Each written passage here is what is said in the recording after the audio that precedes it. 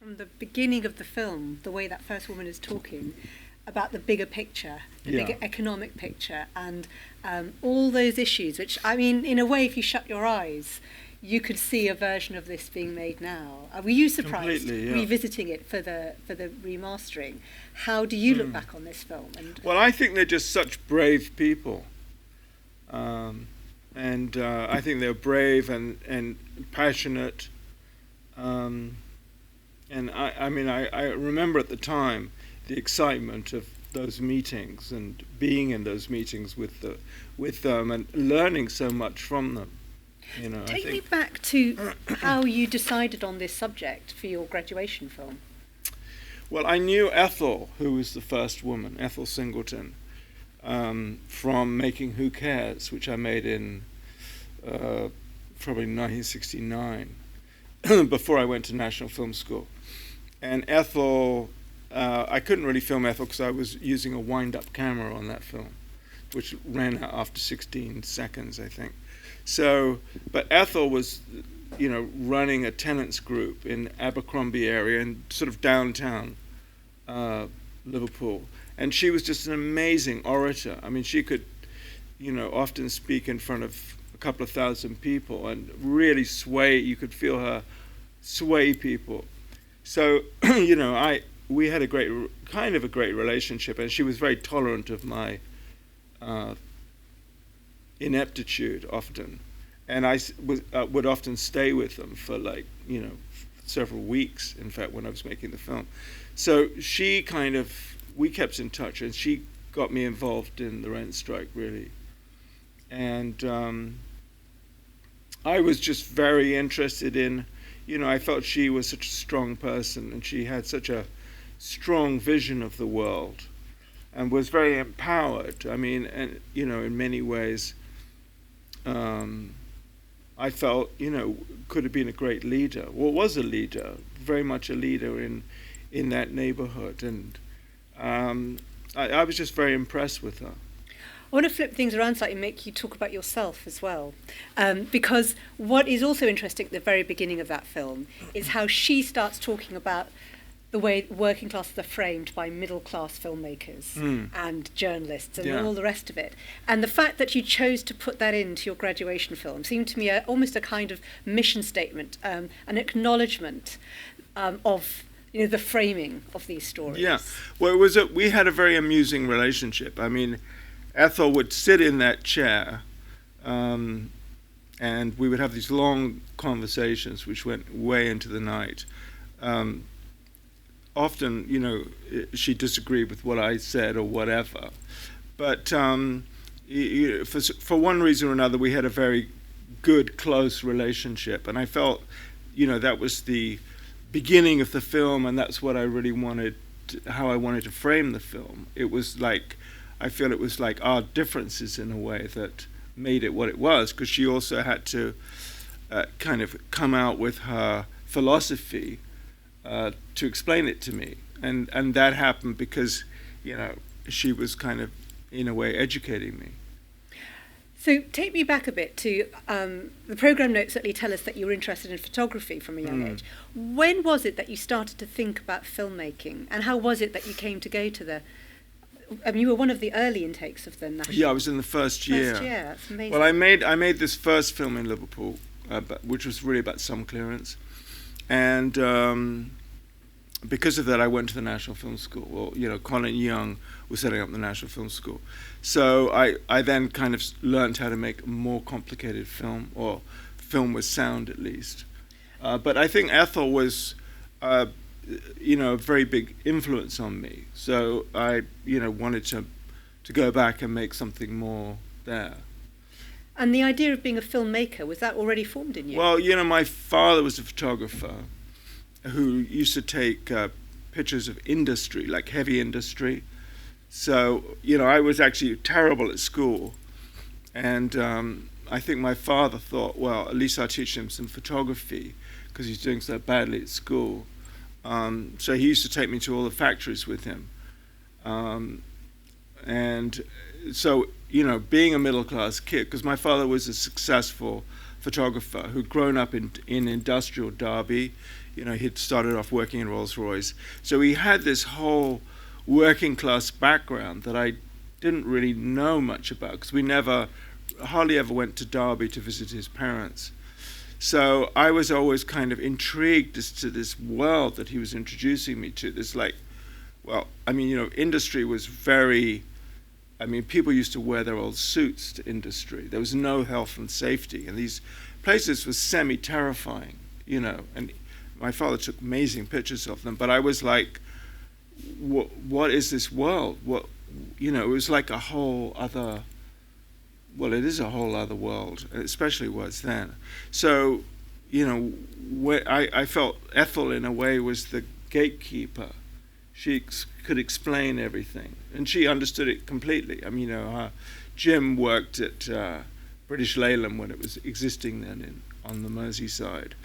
And they were just involved they'd worked down the docks. They were very much a part of that world. So, so they in a way they opened this whole world to me, in a way. And what about filmmakers? Were there people who influenced you? Well, probably not at that stage. I think I later, loved the work of Pennebaker and Wiseman, who never worked with a script either. Any particular films of theirs?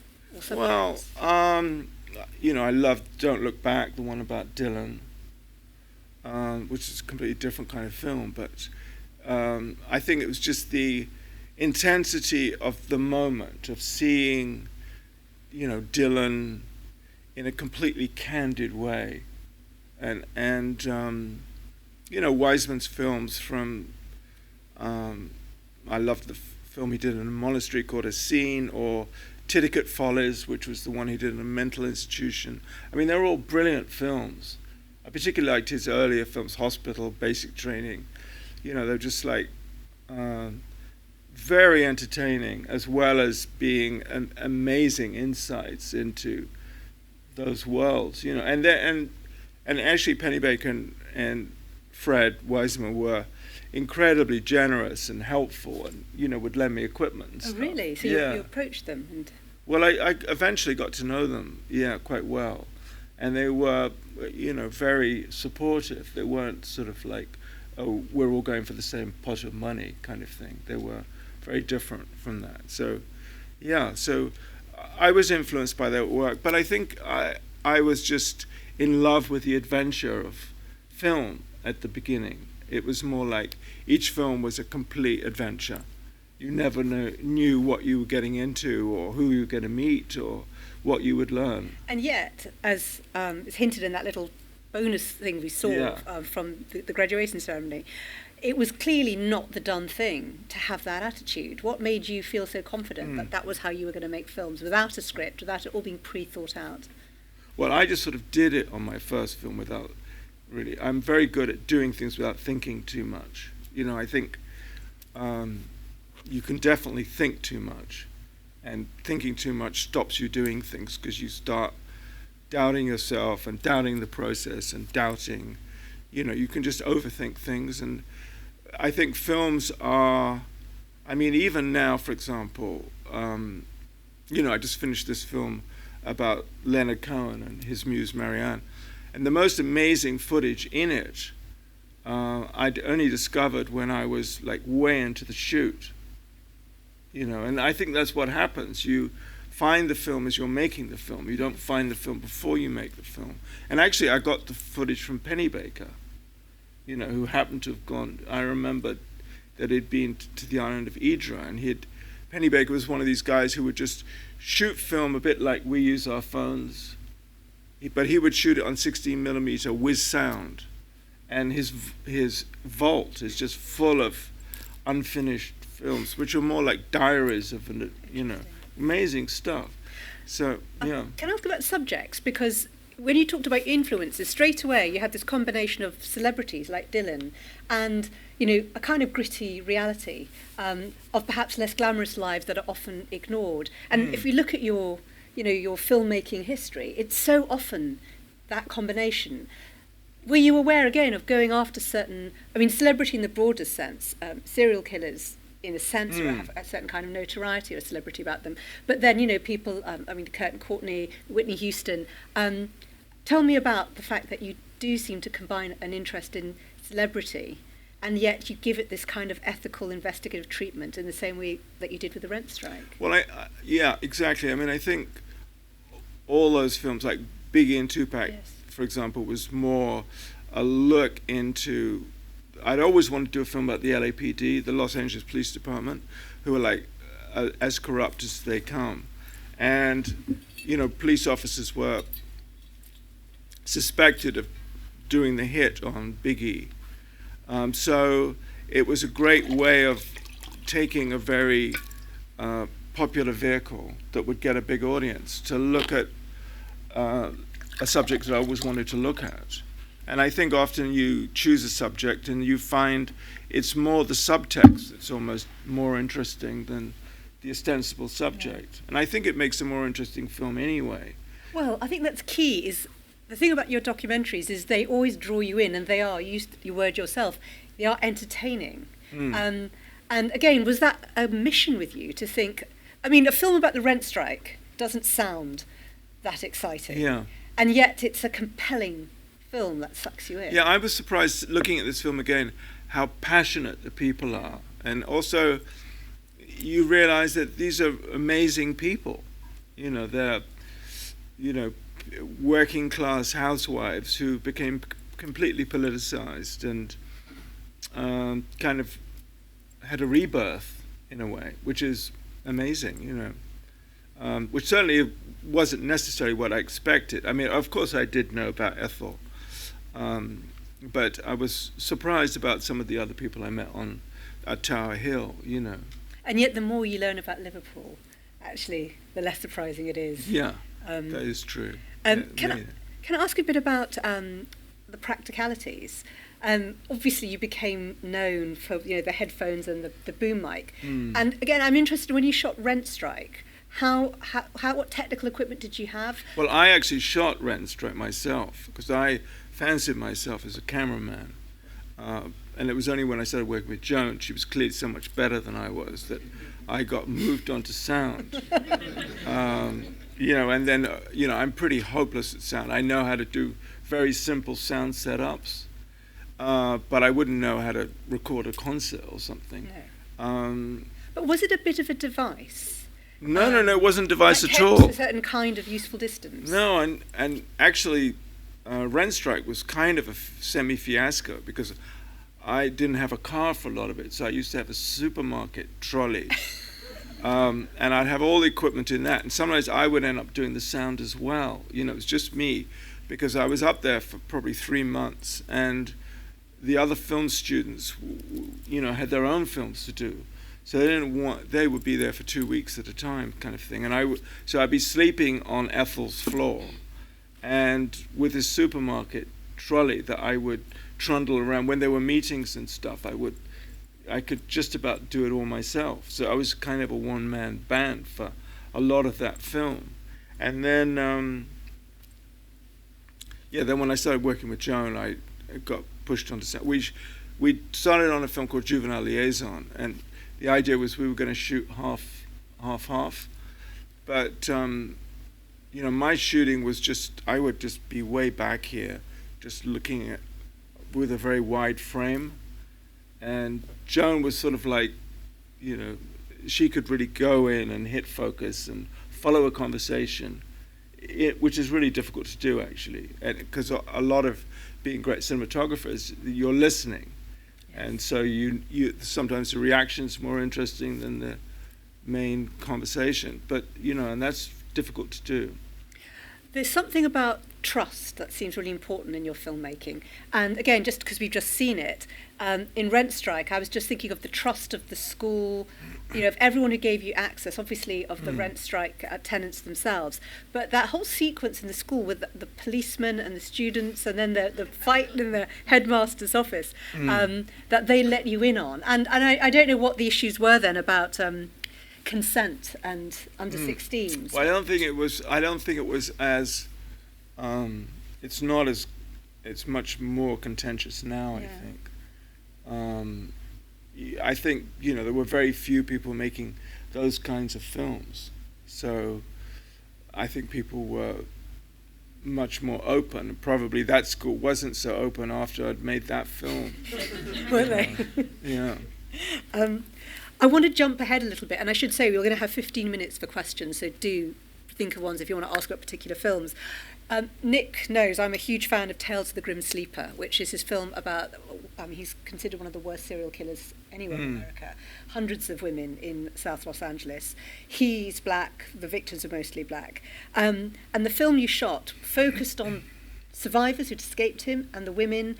It foregrounded them, and so they weren't treated as exotic objects. And I remember you told me when you came on Front Row to talk about it that you'd got the film shot with this particular lens that was used in Hollywood because it was beautiful. I mean, it looked like a feature film. Tell me about that decision, why it was so important. Well, I wanted to make something that looked good, so we actually had this enormous Alexa camera, which is, enormous and completely impractical, really, to shoot a documentary. But you have these amazing lenses which actually make people look absolutely beautiful, and so I think the beauty of the inherent beauty of someone like Pam, who had been on crack for a long time, but had got off it and just had this great strength of character and just a wonderful way of talking and so on. I think it was really enhanced by the way we shot it. I mean, the funny story of that was that the original cameraman that I went in with it was such a weird, funny shoot, that because Tiffany Haddish, who's since become a very well-known comedian, was the person who first took us into that neighborhood, because she had grown up 2 blocks from the serial killer with her own family, and she had so terrified the cameraman that I had by saying, "You up boss is going to get your asses kicked and all this stuff, and you're going to get beaten up," and he believed her. And I kept saying, "This is rubbish, you're fine, the last person they're going to kill is a white DP here, because they never come out of prison." But he wasn't comforted by my words, so he left, and so I didn't have a cameraman at all. I had Tiffany roaring with laughter. And so I then had to get, Barney, my son, who happened to be doing nothing, who's really good, to shoot it. But this was carrying the Alexa around was his idea of hell. The original DP had been sort of 6'2", and Barney is not, he's more my size. So he was lugging around this gigantic camera, shooting it, which was terrible, I think, for his back. But we did manage to get this very beautiful-looking film in South Central, which deserved to look so good.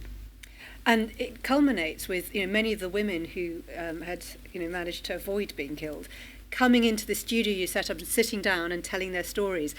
I consider you one of the most ethical filmmakers around, because it seems to me you're always thinking about the dignity of subjects and doing, as simple as doing the right thing.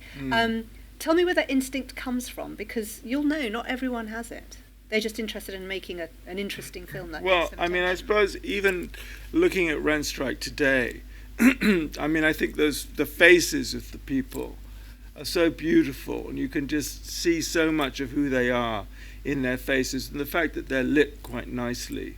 They have this sort of power and dignity to them, which they wouldn't have in a kind of murky, badly lit film. And I think they deserve to look good. I just think they have a lot you can tell from people's faces, and I think you have to, you borrow obviously from fiction films too. It's all to do with storytelling, and you try and tell the story in the way that's going to be the most compelling for an audience. Do you have a favourite of your film so far? Not really. I can always say the films that really don't work, the films I don't like. Go on then. Oh God, well. I had a really tough time on the Sarah Palin film. And I had, tracking down Maggie was pretty tough too. In what sense were they tough? Cooperation from people? Well, I think the Sarah Palin film, we just kind of missed she wasn't going to be the vice president, and she kind of disappeared politically. So it wasn't a very relevant film by the time we finished it. And also, I think just being in Alaska for 3 months in the middle of the winter was, particularly having to go out it was pretty rough. It was like, I remember, it was just very, what was it, W.C. Fields said, fit for neither man nor beast. You definitely felt that when you were there. And I don't think it was I haven't looked at it for a while, but I just didn't think it worked as a film. I think the film about Margaret Thatcher works much better. And you get a sense of all the arms deals she was doing. It was more of a frightening film to work on, because we were kind of making a film more about all the arms deals that Mark, her son, had been doing. And we suddenly realized that we were being followed by various Secret Service units who were in on the arms deals, which was really spooky, because you're dealing with a whole other. I mean, the few journalists you hear about who get found hanging in a closet generally are covering arms deals and stuff. So we all got a bit spooked out. In fact, the whole crew ended up in the same hotel bedroom together so we could protect each other. We got all very freaked out. I'm so glad I didn't know this before, because the one time I met Margaret Thatcher was when there was some scandal about her son's arms dealing, and I was sent, as from the BBC, to do that thing where you stand with the camera crew and you shout a question that she will never answer, but you've asked her. And I shouted, Lady Thatcher, how do you feel about your son's arms dealing? And I'm really glad I didn't know what you just told me then. I was like 22. People talk a lot about how Netflix has changed things, but actually also podcasting. I was mentioning Serial, which is this podcast that I have to say most journalists I know loathe, because it opened up a case which there's a lot of evidence that it's a classic domestic violence murder. And rather than doing all the investigation and then producing a series at the end to say, well, this is what we conclude, it kind of ambled along and let people speculate about whether or not this guy had killed this young woman, and her family didn't cooperate. And I just wondered what your view was, thinking as an ethical filmmaker, around the way true crime has become this new genre, often sort of unfolding in real time this way. I've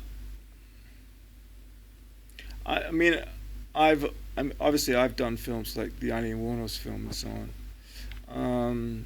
Which people feel was done responsibly, because you set out. Well, I sort of believed in Eileen. I mean, I felt, there's so many of the series, and I haven't seen a lot of them. I do find some of them are just very opportunistic, and there isn't really. I mean, I was, for example, attracted to the Eileen Wuornos film because, actually initially because her lawyer was trying to get a whole lot of money out of me to interview her, and I thought, the Son of Sam law was supposed to prevent this. So I was originally, and also I just thought it was almost a refreshing change to have a female serial killer rather than, because all the rest were men. And I thought she must have an interesting story to tell, and indeed she did, and we became very, very, very close. And it was I felt her story was a very, very moving story. A number of times I've noticed this has come up already in this short conversation. Your instinct for recognising women with important stories to tell, letting them tell them, letting the uncovering happen without you necessarily knowing it, and the fact that they trust you. Vulnerable women. I think that's really significant, that you seem to have always focused in on perhaps undertold stories. From quite a young age, 1974. With Ethel, yeah. Well, I suppose, part of it is you get an instinct. Well, I suppose your instinct for a story is because you're also interested in that particular story. And I do think a lot of women's stories have tended not to be told. You can reveal a whole subtext, I think, in doing so. I've got one more question I want to ask before I open it up, which is, do you have a ratio of what you shoot to what you use? Yeah, I've never worked it out very carefully. I think you construct a story so you don't just keep shooting endlessly.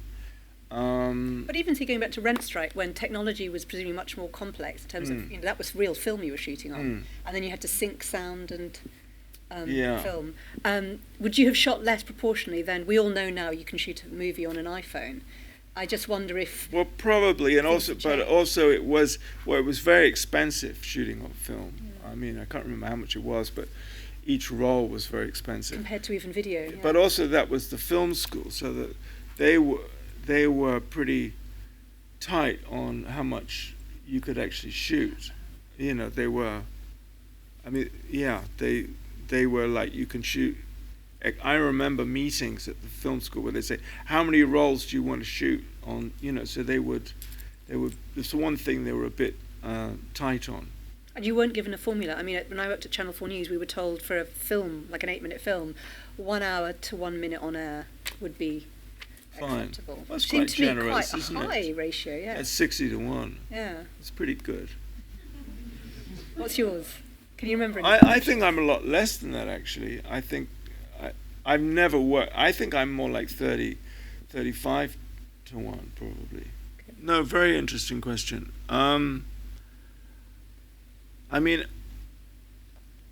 I think I felt that there was the same kind of, in a different way, political awareness with, when I did the film about Tales of the Grim Sleeper in South Central Los Angeles, where there was a large group of very disenfranchised people who were kind of struggling to improve their situation, who were kind of banding together, and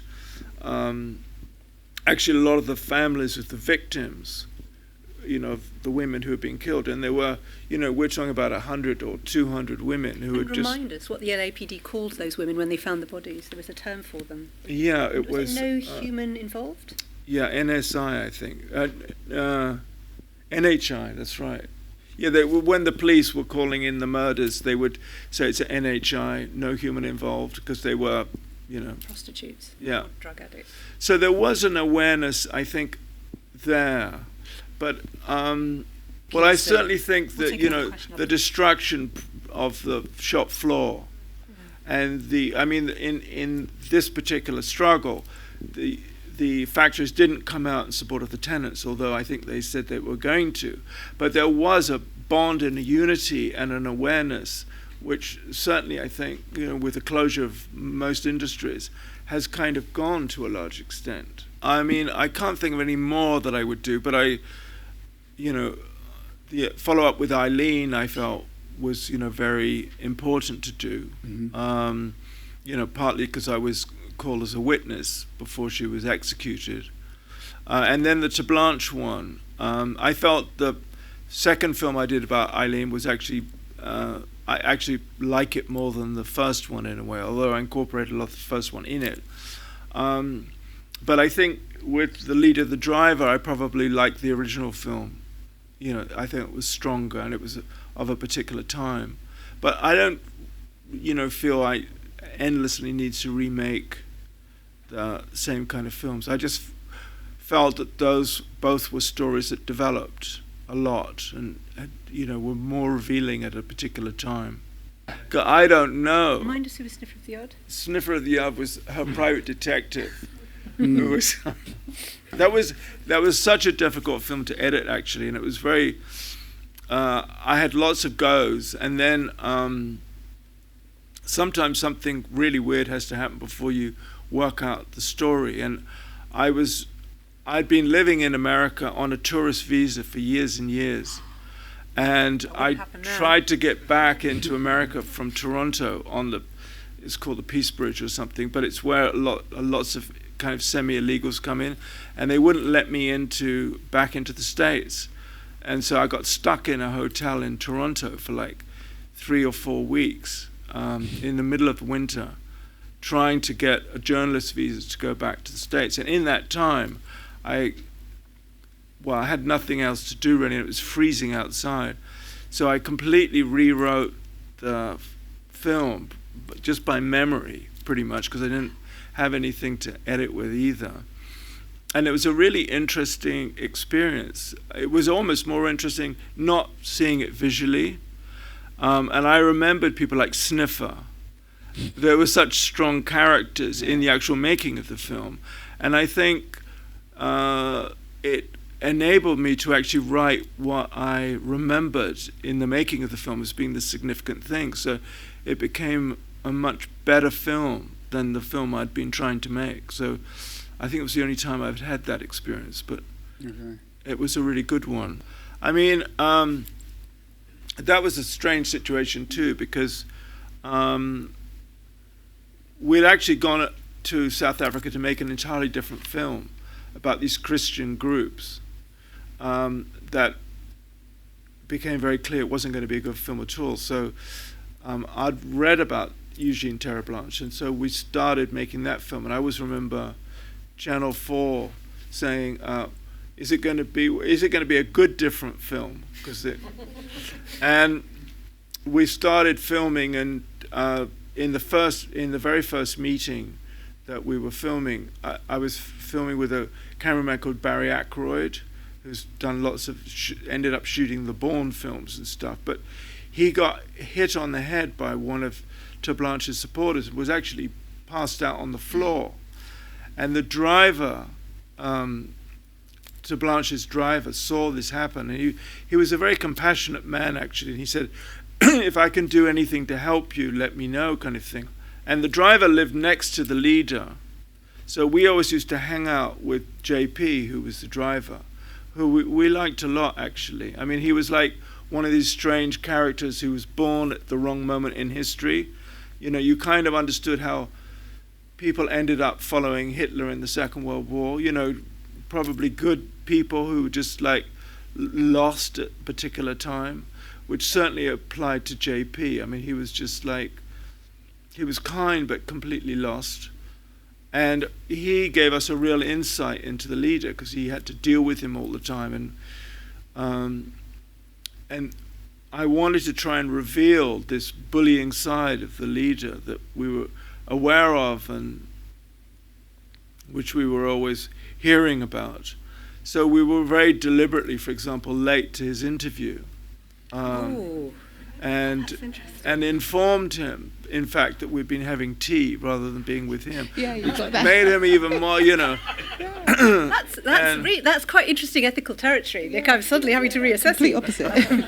I mean, you must have had a sense of where you could push it as well. That requires a real confidence in you to. Well, yeah. I mean, I think sometimes it's irresistible to tease big bullies, you know, and to tease them into revealing who they are. And I think he was very unaware really of the media, because journalists at that time in South Africa would just go out and do the interview, but they, you know, and he just thought we were a bunch of film students, because we were endlessly there and we were just mucking around with his driver.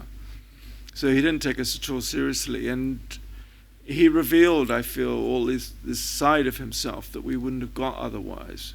And I didn't want to be seen to be taking him too seriously. I didn't want to give him a credibility and a political platform to come out with all his crazy ideas. So this revealed, I felt, more like the real Eugene, you know. Thank you.